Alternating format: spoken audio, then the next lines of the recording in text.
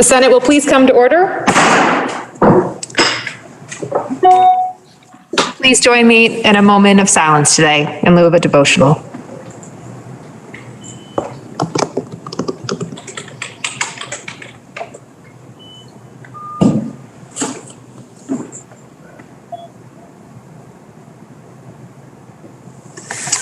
Thank you.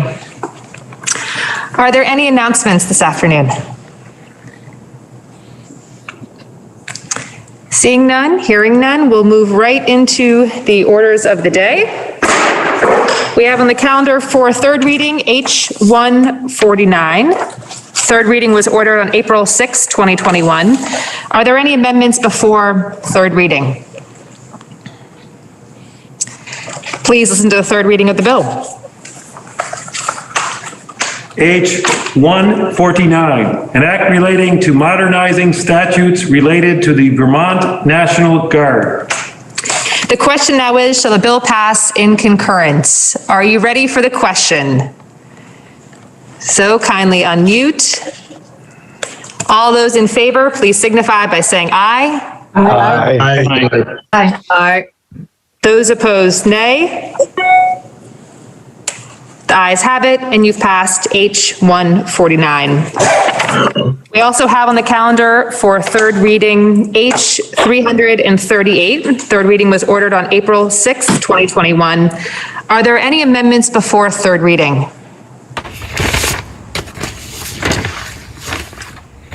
Seeing none, hearing none, please listen to the third reading of the bill. H338, an act relating to reapportionment proposal deadlines. The question is, shall the bill pass? Are you ready for the question? Please unmute. All those in favor, please signify by saying aye. Aye. Aye. Aye. Aye. Those opposed, nay. The ayes have it, and you've passed H338 in concurrence. We have on the calendar today H315, an act relating to COVID relief. The House has proposed an amendment to the Senate proposal of amendment as set forth on page 1017 of today's calendar. That doesn't seem correct. Just one moment. That is correct. 1017 of today's calendar. Okay, good. The question is, shall the Senate concur with the House proposal of amendment to the Senate proposal of amendment? The chair recognizes the senator from Caledonia, Senator Kitchell.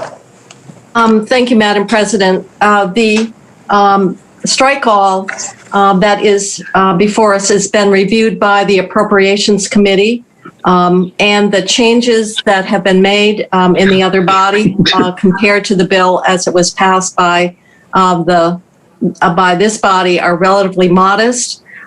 We have discussed these proposed changes, and in fact, we're involved with the development of it. And our recommendation is that we concur with 315 as amended by the House, because in fact it's reflective of our combined efforts to come up with agreeable language. And there were a number of areas that I'll go through. Three areas that really spent a lot of time in our policy committees. The language is a result of the both the House and Senate policy committees recommending the final language similar to a conference committee. The one section was the link-up tax language. That was the language that you see actually will extend that UI income tax exemption and the link-up for tax year 2020. That language is the final version that was agreed to by both policy committees. Another area of considerable discussion between Economic Development Committee and the House Commerce Committee was on the business grants, and the language that is in this bill, in this strike all, is reflective of the agreement that was reached between the two committees around the conditions that that the grants would meet, and that was the $10 million appropriation that is included in H315. And then the other area of mutual discussion was on the literacy provisions, and you will notice that we removed the three appropriations related to literacy because they are getting folded into a separate bill and will be moving forward separately. The one other change that we made around funding was for the VOREC, that's for Vermont Outdoor Recreation Grants. It was $5 million. We have switched that to general fund. We have taken additional or received additional information that those grants oftentimes are being matched, and therefore it seemed like in light of that matching experience that the general fund would be a more appropriate funding source. And then we did in the bill as it was passed by the Senate include the funding for the Department of Environmental Conservation to move forward on the brownfields assessment. The proposal, we put in the money and authorized administrative costs, but we did not include the 2 limited service positions that are necessary to support the work for this initiative to move forward as soon as possible. So those 2 positions that were part of the original proposal, we put the positions and the money together once again. So the only other change on the money was the $2.8 million that we had provided for technical assistance to our local education agencies so that they would have a resource to help guide them with the use of nearly $380 million of federal assistance that is flowing directly to schools. Our thinking was that it would be helpful to the schools to have this technical resource in terms of what's permissible, how to approach it, how to envision the best long-term use of the money. That was not enthusiastically viewed by our agency of education, where the responsibility to administer it would lie.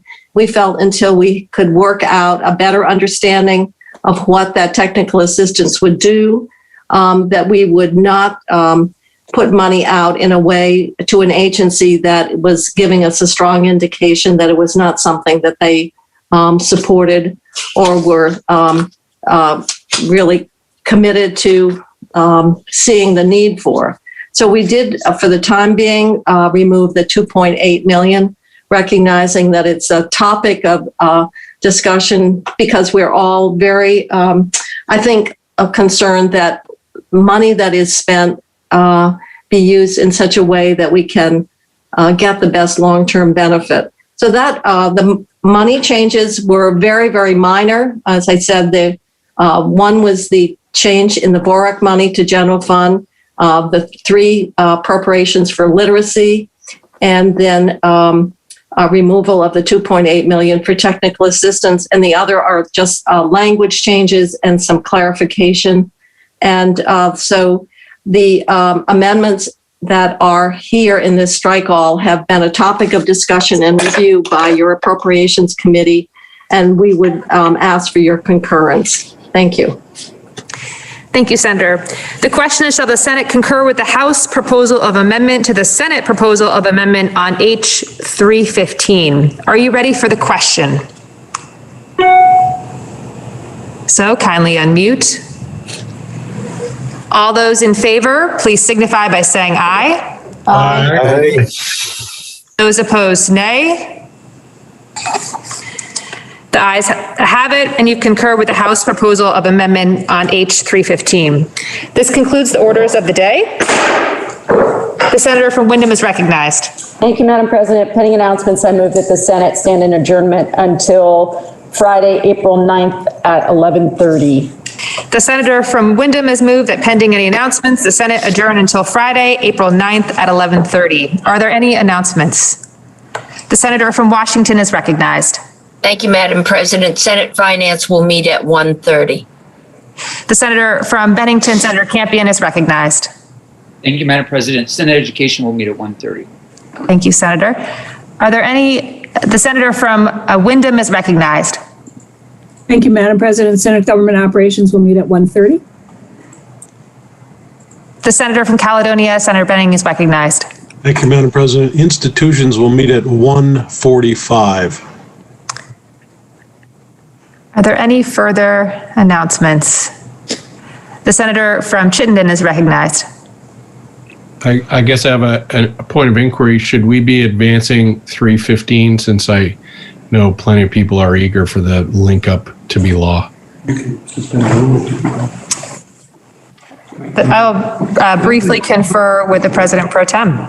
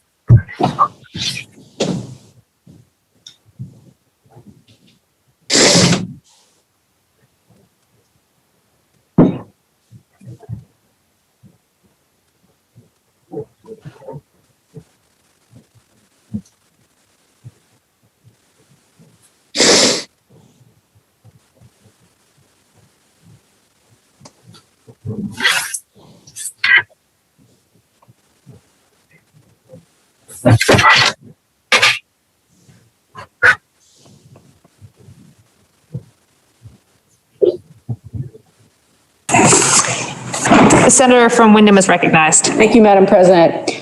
At this time, I move to withdraw my earlier announcement to adjourn. Without objection, the adjournment motion is withdrawn. So, Madam President, at this time, without objection, I move that the rules be suspended and we message our action on H315 to the House forthwith. If there is an objection, I will withdraw the motion. The senator from Wyndham has moved that, subject to an objection, H315, the rules be suspended and H315 be messaged to the House forthwith. Are you ready for the question?